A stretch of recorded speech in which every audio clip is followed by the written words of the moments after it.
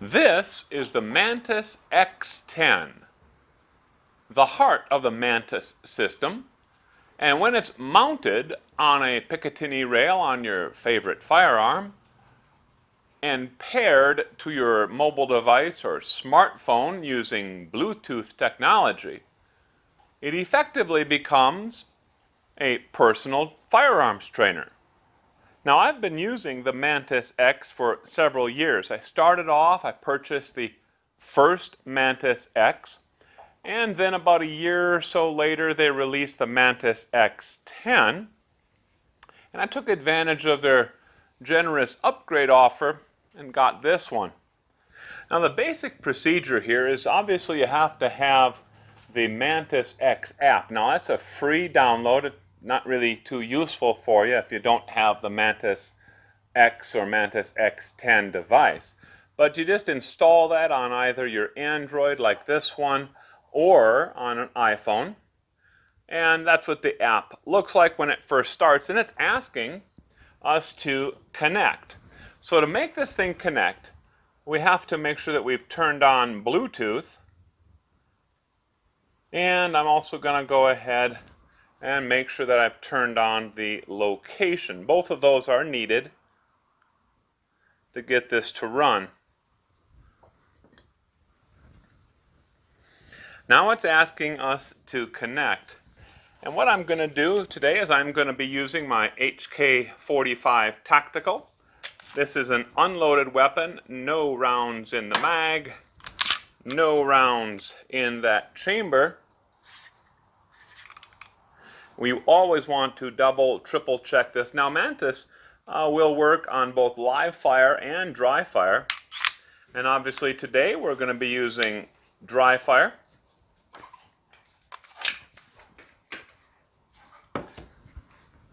And as you can see, the HK45 Tactical has a rail.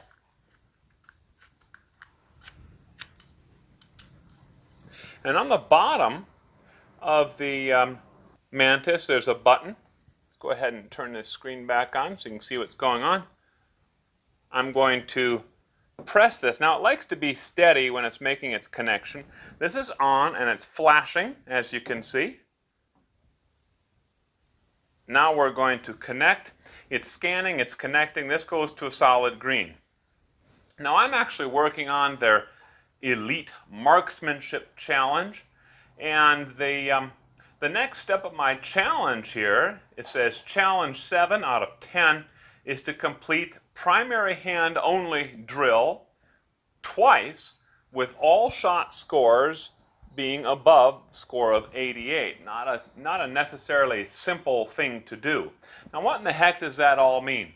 Well, the Mantis X, when you're shooting it on any of these drills, and there's quite a number of different drills that you can practice with, including these several different courses. I've already completed the basic, the introduction, the basic marksmanship course, advanced marksmanship course, and now I'm working on this elite marksmanship course. It's kind of fun.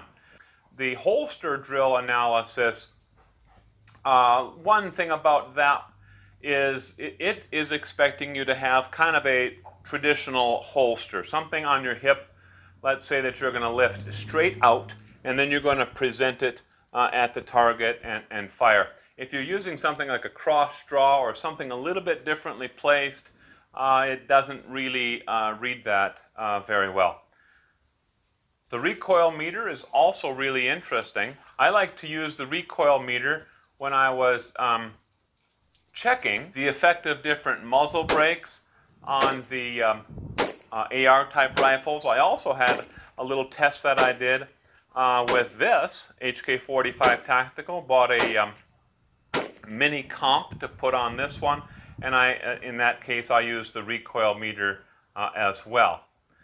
But what we're going to do here is we're going to go to the next step here. We're going to go ahead and try to run that primary hand only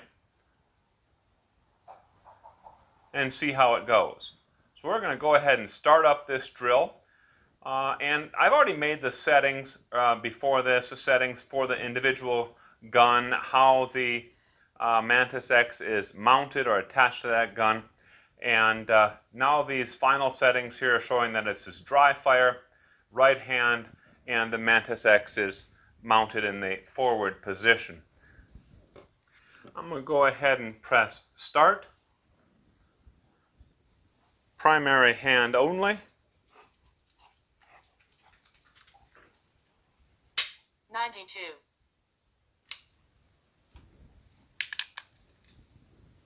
Remember, we're trying to get 88 or above throughout this entire drill. 98. And this is 10 shots. The primary hand only is 10 shots. So you can't just fire one 96. and then quit the drill and figure you have completed that challenge. 97. We're doing all right. But if I get one below 88, I have wasted my time effectively. 95.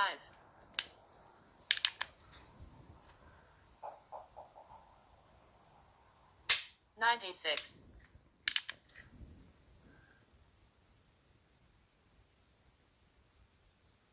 95.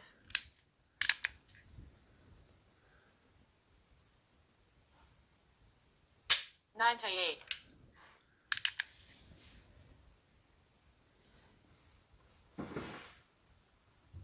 99. That was a good one. One last one. Hope I don't blow it. 94. There we go. Challenge 7 is completed. A little bit of confetti or fireworks going off there, so that's cool. But let's go ahead now back to our history. This is where it really gets interesting. So if I assess how did I really shoot on this primary hand only, I'm going to see those shots. I'm going to see the time that it took to fire each of those shots. This is dry fire, obviously. But it goes more than that. This shows my overall score in total. It does have a little suggestion that it detected I was tightening my grip.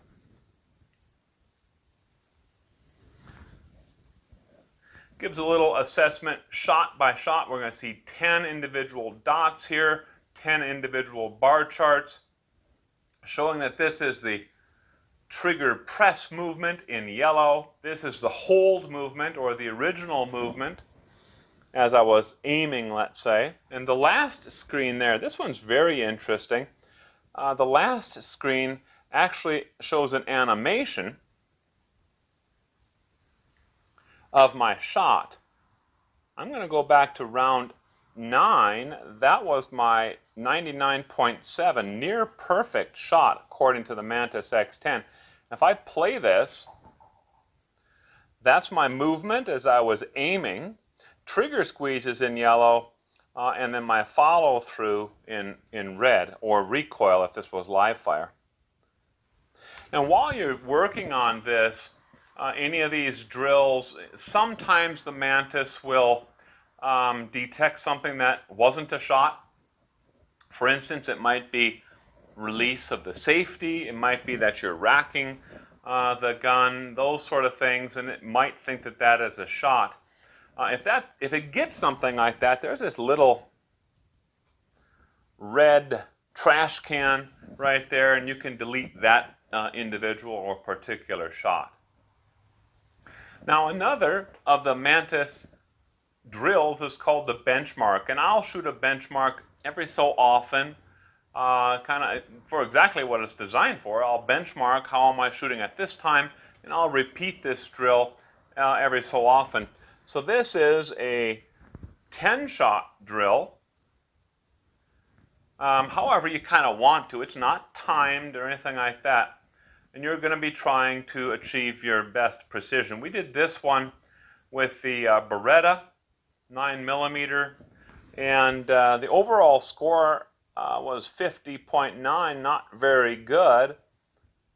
Let's take a look. Now notice on this one that all of the shots, and this was live fire, all of the shots were seen by the Mantis to be pulling low, almost straight down. That's what these red bars are showing us. And the possible cause of this is pushing forward or breaking the wrist down, pushing forward. They have little examples of this. It's kind of interesting to look at that. And of course we can go page to page looking at the different parts of these shots. Now, of all these different drills, I'll oftentimes just do some open training. That's whatever number of shots you want to take. I like that one.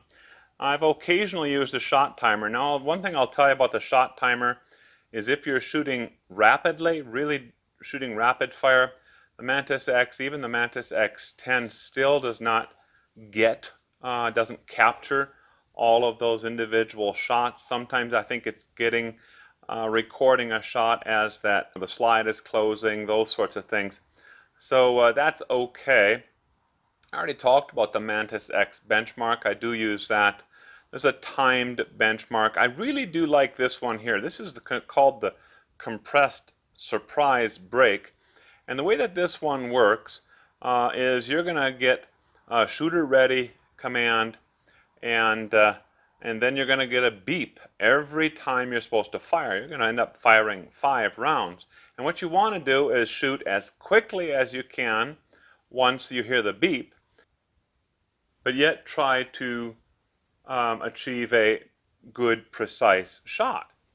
Now, one of the things that I've been testing with the Mantis X is how closely does the Mantis X score correlate with my bullseye score. So I've been using these bullseye targets, and I have been shooting, as I told you, about 2 years. I didn't keep all of my bullseye targets that I've shot over 2 years with these various different firearms, but I kept a number of them and I scored them, the bullseye scoring, and I also recorded the Mantis X score. And then what I did is I graphed that, ran a linear regression correlation type of line on that, and the R squared isn't very high, it's 0.4 something, but I also did a statistical test to see if the Mantis X score could be used as a reliable predictor of my bullseye score. Now, with an R squared value of 0.4, I didn't really know how that would pan out. But statistically, there is a significant correlation between your Mantis X score and your actual bullseye target score. That's very interesting to me. But what that R squared is telling us is that roughly 40%, 40-some percent of the variability in actual bullseye target score can be explained by the Mantis X score. That also means that about 60% of that bullseye score cannot be explained by the Mantis, even though it's a significant correlation. So that's really good, that's really cool. There's other things that are going on in that bullseye target score that can't be accommodated by the Mantis X. Now, what would that be? Well, there's probably lots of different things. One, I would say, is certainly the ammunition. If you have kind of the blasting ammunition that isn't very precise or accurate to begin with, well, you can have an excellent trigger squeeze and those bullets are just going to be kind of going wherever they want to, and your bullseye score is not going to be that good. That's probably the biggest of that 60% leftover. But I was really impressed that there is a statistically significant correlation between these two. So that's a big thumbs up for the folks at Mantis. The other thing I wanted to share with you is an incident that actually happened twice with me. There was some younger shooters with me, and they wanted to try out the Mantis X, and sure, no problem, let's do this. I kind of walked them through the process and got it all started for them. And one fella was shooting he was shooting his AR at about 50 yards, if I remember this just right. And one of those scores, and as you heard there, the Mantis X kind of calls out your score each time. And one of those scores was kind of low. He did pretty good overall, fired about 10 rounds. I think he was doing a timed benchmark on that one. And one of those rounds was fired, pretty low score. And when we looked at that little bullseye target, one of the first pages that you look at to look at your results, it showed one round dropping really low. And I said, geez, looks like you pulled that one. That's why you got a lower score. It says, oh, I didn't pull anything. Well, let's go walk up and see your target. And then when we got up to the target, he was very quick to point out, look, I didn't pull anything. All my rounds are right here in this bullseye area, kind of center of this target. And then I glanced right at the bottom of the paper, and there it is, one round right there. It was so interesting. I said, except for that one. That is the one that you pulled. He's like, wow, I didn't realize I did that. I'm like, oh my gosh, that is so cool. Little Mantis X really does work. Another instance, the bullseye target, when compared to that Mantis target, it was almost identical. And I'm like, my goodness, it sure did a good job. To be fair, you know, it's not perfect. The main gripe that I have with the Mantis is it doesn't record very well when you're doing live fire, rapid live fire, I should say. It's going to miss some of those. It's going to think some of the rounds that were fired were actually the action cycling and those sort of things. So that's not ideal there. So I kind of don't do those drills.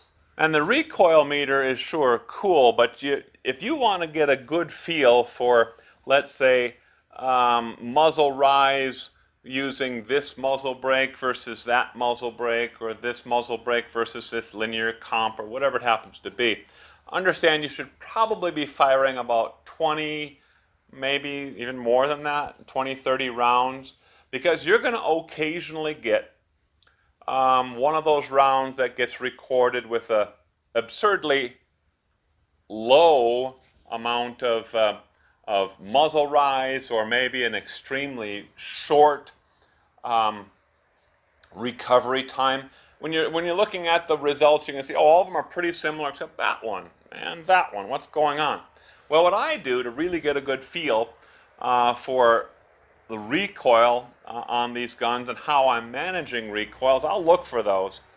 And in the Mantis X screen, I'll just hit that little red trash can button for any of those really, really low readings, like I recovered lightning fast and was firing the next round, or the muzzle rise was nothing in this case, or something like that. I'll just delete those, but I still want a good sample size. That's why I'm saying maybe fire 20, and you should be able to get 10, for sure, 15 good measurements of recoil and the recoil meter. The other thing I want to let you know about the Mantis, and I really like this, is it can be synchronized with their system in the cloud and in the web, and then you can log in and download your results as a CSV, and that thing just goes right into Microsoft Excel, and you can do a lot more with it, graph things in different ways, etc., etc. So, Mantis X, after 2 years, 2+ years of use, I still like it, and hey, way to go, guys at Mantis. Thanks for watching.